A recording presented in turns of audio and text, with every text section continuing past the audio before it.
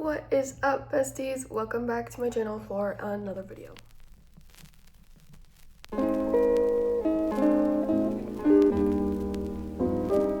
So today I'm going to be doing a reading wrap-up of all of the books that I've read in January and February of this year, and also show you my March TBR. So first we're going to start with this cool big pile from January. The first book I read in January was The Women by Kristen Hanna. I was actually gifted this for Christmas last year from one of my coworkers, and I rated this a 3.75.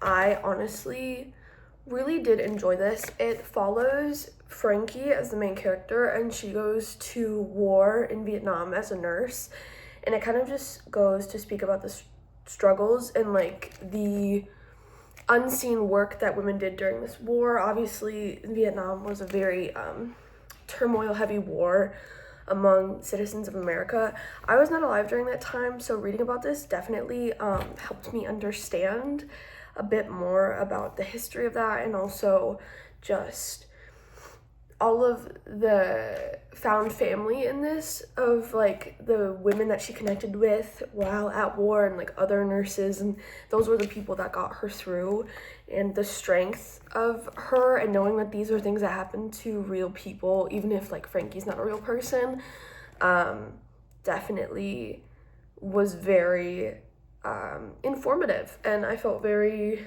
like I was learning a lot from this, and it made me cry like a baby. I overall really did like it, and I thought it was a pretty strong start to 2026. I was about to say 25. Up next was one that I read on my Kindle. It was We Started as Strangers by Estrella Alvarado, and this was an arc that I was given to read, and I just want to say thank you again to her for allowing me to read this. I thought that it had the bones for such a good book.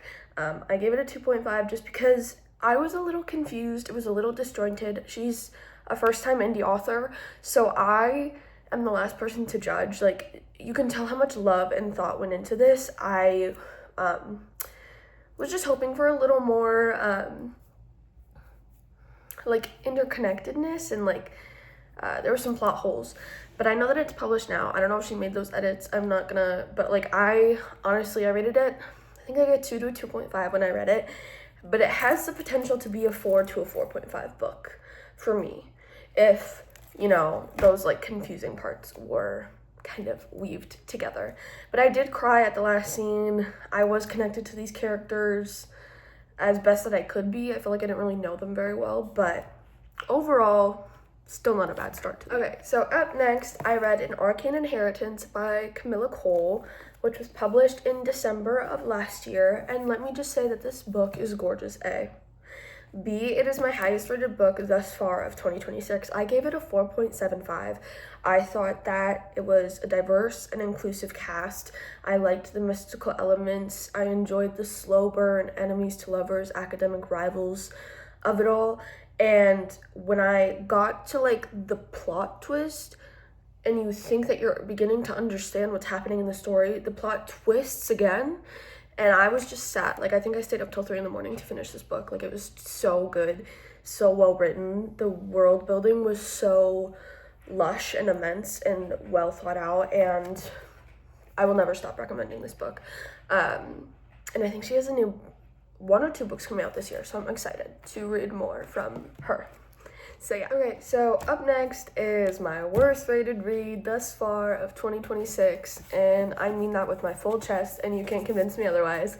It's The Last Night of the Earth Poems by Charles Bukowski. I think I rated it 1.5. There were parts that spoke to being a human and being a part of humanity that spoke to me and I felt understood by, but a majority of it was just like really dated language when it came to women and the verbiage he used and just the way that he thought. I don't know. It is a collection of poems. They kind of each tell like small stories, and apparently he writes from the perspective of his alter ego, so it's a name that essentially rhymes with Charles Bukowski. This became a hate read. Like, I just wanted to finish it. I will be unhauling it eventually and probably donating it, but there's nothing more I have to say. Okay, the next book that I read was Plus Size Player by Daniel Allen, and I rated this, what did I rate it? I rated it a 3.75. I really enjoyed this book. I thought the main character was strong and independent and knew exactly what she wanted, and I just like, not that I envied her, but it was more of just like, I want to be her when I grow up. And once again, a really diverse cast and a lot of representation, and I really, really enjoyed that.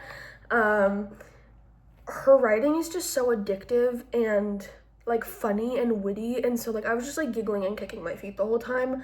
I loved the friendships. I loved like getting a view into like her world, and it also felt like, not to say like so many times, but it felt modern because she's like an influencer and that's part of her job, and so that was super fun to see as well. And I like that it was a plus size FMC as well. So overall, just a really solid pick. I am hoping to read her other books as well. I know that one of them just came out, and there's one more in this like interconnected trilogy, so I will probably pick those up sometime this year, I'm guessing, hopefully. I hope so. Okay, this one I've been waiting for. This is Cloud 9 by Bestie Amanda. I was on the ARC team for Cloud 9 by Amanda Sinatra that came out on February 17th, and I read it towards the end of January, and let me just say that I love this book so much. I ate it up. I read it in a day. It was so addictive. There was a lot of like fun banter. I loved the enemies to lovers, forced proximity of it all. It follows our main character Hannah as she's helping her best friend save her family's ski lodge. Well, not her family's, not Hannah's family's, but her best friend's family ski lodge. And they end up having to do an event with some Olympic snowboarders, which also the perfect season for this because the Olympics were just on. I don't know if they're still on at this point because it's March 1st, but it was in February, so like the perfect time for this book to come out.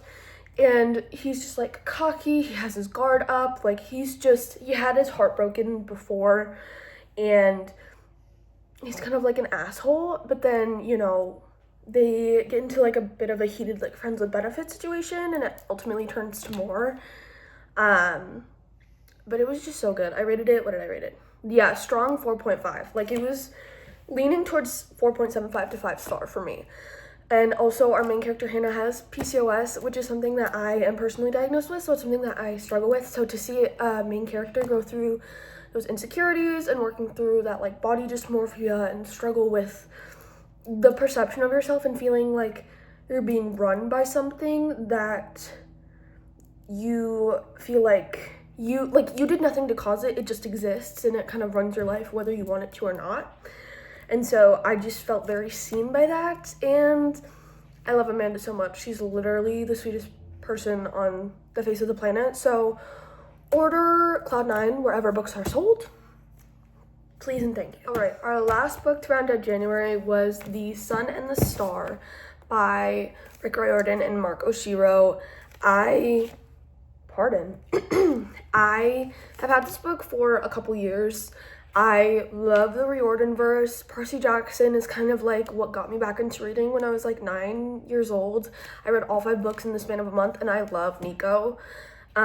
So to see him and Will's relationship in this one be tested, and him going on his own quest and fighting his own demons and kind of finding the light and dark that is balanced in all of us, especially someone with like a queer background and a queer main character, just made my heart so happy. He deserves his happy ending, he deserved his happiness and stuff like that. I was about to say, I think this is like the first book in Nikos D'Angelo's like series of adventures. I don't know if I'll read the other ones.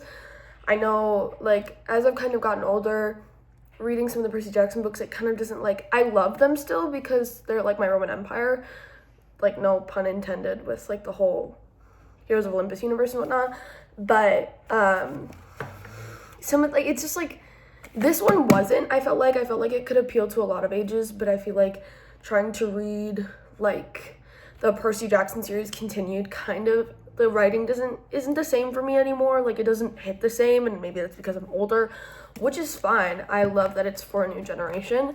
But yeah, I rated this book 4.5. I think I talked about how like the light and dark that coexists with all of us, and one cannot exist without the other, and how love persists through it all.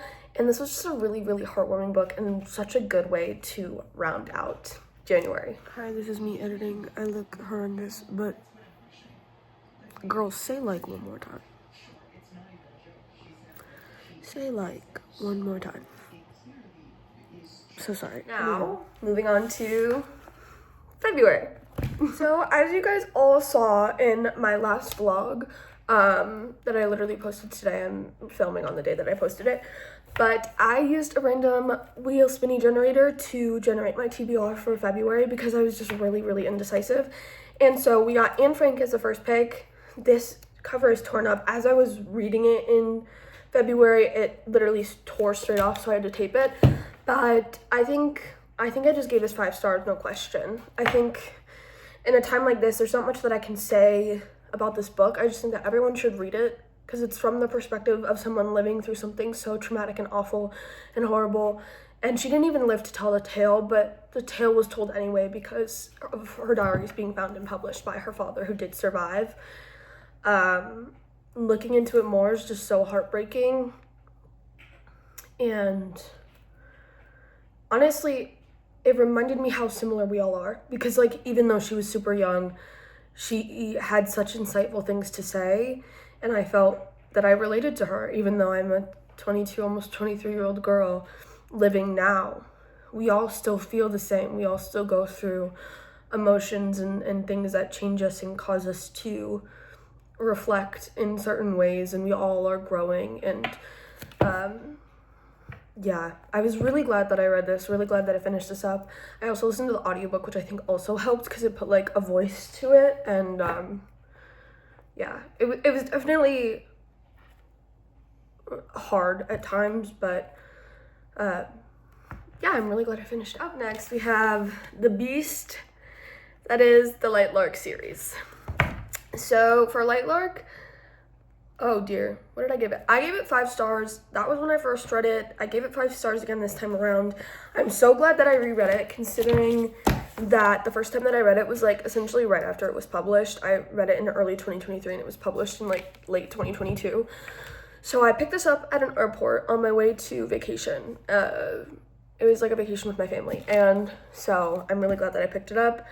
It follows Isla going to this competition called the Centennial on an island. I feel like all of you know this at this point. I don't know why I keep saying this, but because Alex Astor is really well known. She does social media really well as an author, and that's partially why Light Lark got the fan base that it did. So this one retains its 5 stars. It was a really good introduction to the world. The plot twists were twists. I'm blinking. The plot twists were crazy, and I'm so glad I reread it, simply just because like I thought that I could remember, and I simply did not. I did not remember it in the way that it happened, and it was insane. All right, so Nightbane, I gave 4 stars. I really enjoyed this one. It left me crying and shaking and throwing up. I felt so bad for Isla going through being torn apart mentally while getting memories back that she didn't have from before. I felt like the growth in her and Oro's relationship was really fun to see. Overall, yeah, it was a really good second start to the story, and I really enjoyed reading it. Up next is, please hold, Sky Shade. So Sky Shade, what did I give it? I gave it 3.75. So I think Isla kind of frustrated me in this one, mostly just because of the way that she treated herself, because obviously she's torn between 2 men that she loves deeply, but she thinks she deserves one fate more than another simply just because of the mistakes that she's made. Mind you, she's in her early 20s, and I feel like I'm also in my early 20s. I feel like I've made mistakes that I don't recognize as myself now. I think you just have to kind of keep pushing forward. So I think she just has a very disillusioned kind of perspective of herself, and it frustrated me at times. It made me, ow, I pulled my hair. It made me angry. But overall, also really good. The plot twists in this one were also crazy. I was like, what is going on? Because obviously, the plot twists that happen in Sky Shade, like, they've always existed. It's just like they just like presented themselves now, which was crazy. Next, we have Grimm and Oro Dueling Crowns edition. So for this one, what did I give it? I gave it 3 stars. Okay, so I gave this one 3 stars, mostly because Grimm's side felt so emotional, had me sobbing like a baby. I think because I've related to like those feelings of feeling like you have never deserved love, and then you are presented with it, and it's like such a beautiful thing, and it really does change you for the better when you're loved correctly. But then we get to Oro's side, and I don't doubt his connection with Isla. I think it just frustrated me because it only showed their connection through the centennial, whereas like this one, they had a whole year's worth of memories before the centennial, and Oro and Isla didn't really get close until Nightbane, so I wish we had gone into like that part of their relationship more, because I just feel like we didn't get into the depths of it the way that we did with them, because we saw them like completely fall in love and get married, essentially. Sorry, spoiler. Not the spoiler. And then in this one, it's kind of like just them like getting to know each other, because he only met her at the centennial. So like Grimm's side was like a 4 to 4.5, and then Oro's was like a 2. It was a 3 maybe. I don't know. I love Oro. It's not that I don't love him. It's just like I felt like he was done dirty by this. And then next is Crown Tide, which actually I just finished today on March 1st, but I started reading it February 26th, and so I added it to this. I gave it a 3.5. It had me on the edge of my seat. It was really bleak. And I mean that with love, because obviously I know that there's going to be a 5th and final installment that gives it a conclusion, but it was rough at times, because it felt like you were given hope, and then it was just ripped out of your hands and like torn to shreds. If you know, you know. But yeah, I'm excited to see what the 5th installment has in store. I heard that it was going to be published this year. I don't know. I have almost an inkling of the name, just because it was kind of like, it feels like it was an Easter egg in this one. So I'll be interested to see if I'm right. This one was bleak. It was also really good though. It was interesting to be in the 3 perspectives, and I also think that's why she released Grimm and Oro, was to kind of give you more of their perspective before it switched between the 3 of them in this one, which was new, considering like Light Lark through Sky Shade were pretty much all in Isla's POV. So overall, this one was still good. It was still good, but I will be interested to see how this series will be concluded. Okay. Hopefully that wasn't too much of a doozy. Hopefully I didn't go too fast. But that was my wrap up of all of the books that I've read. I don't know, is it 12 in total? You guys let me know in the comments below if you counted, because I don't remember how many books I read. But yeah, I hope you enjoyed that section of today's video. And next we will be moving on to my March TBR. So this is my March TBR. I picked out a lot of standalones simply because I really did commit to a series this month, and although I'm really excited, I just bought all of the DC Stars series thus far. I know that the 6th and the 7th one are coming out this year, but I bought 1 through 5 recently, and I'm really excited and chomping at the bit to read those, but I did want to make a dent in some of my standalones on my TBR before I got there, as well as some books that I have been borrowed that I would like to return. So to start, we have a poetry book. We have The Last Time I'll Write About You by Dawn Lanuza. I hope I pronounced that correctly. I love poetry. I have a few other poetry books on my physical TBR, but I just wanted to be able to pick one up. It's really tiny. I feel like I could get through it pretty fast. I don't know if I'm going to annotate this one or not. We will see. But yeah, I just thought it would be like a quick, nice, refreshing read. I also read a poetry book in January, so maybe, you know, reading another one in March would be the move. Next, we have Slapshot Surprise by Melanie Harlow. So with all the heated rivalry and whatnot, like gaining popularity, I love hockey romances. I feel like hockey romances got me out of my original reading slump like 3 years ago. And I just fell in love with them. And so after a summer of reading a lot of literary fiction and fall of reading a lot of literary fiction that was really heartbreaking, I was like, let me pick up something light and fun and cute. So this one is hockey romance with like an accidental pregnancy trope, which accidental pregnancy trope can be so good when done right. I read Out on a Limb last May and it was so well done, so I was excited to see how this one turns out. All right, my next one is one that my friend borrowed me that she was like, you need to read this. This is The Last Letter by Rebecca Yarros, the author of Fourth Wing, which Fourth Wing is another series that I want to pick up this year. I have them all downloaded on my Kindle because they're on Kindle Unlimited for my Kindle Unlimited girlies. But I've heard mixed reviews on this. Some people really like the ending, some people really hate the ending, some people really love this book, and then they said the ending ruined it for them.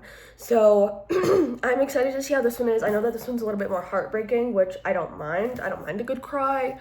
A lot of my friends and people on my Snapchat, speaking of, you should add my Snapchat, they're like, where do you get these books that make you cry? I want to cry like that. And so they come to me for that. So we'll see if this is one of those books. I've heard mixed things on it. The next one is The Correspondent by Virginia Evans. I heard a lot of good things about this one as well. I think it's short and sweet, and it's a contemporary or like literary fiction piece, and it's all written in letters, which I read on Earth Were Briefly Gorgeous by Ocean Vuong, and I really enjoyed that one and liked how it was written. And I just thought that this one would be sweet, simple, but also like really meaningful, because I love to write letters. I still write letters to people that I'm close with, and so yeah. And also it was Sarah, bestie, bookish bestie, Sarah's last 5-star read of 2025 on her YouTube channel. I know that she had one after that, but yeah, so I picked this up from an indie bookseller. My next one was also borrowed to me from one of my friends. It's the same friend that borrowed the Rebecca Yarros book to me, but she borrowed me Reminders of Him by Colleen Hoover because she wants to see the movie, and she's like, you need to read it before we see the movie.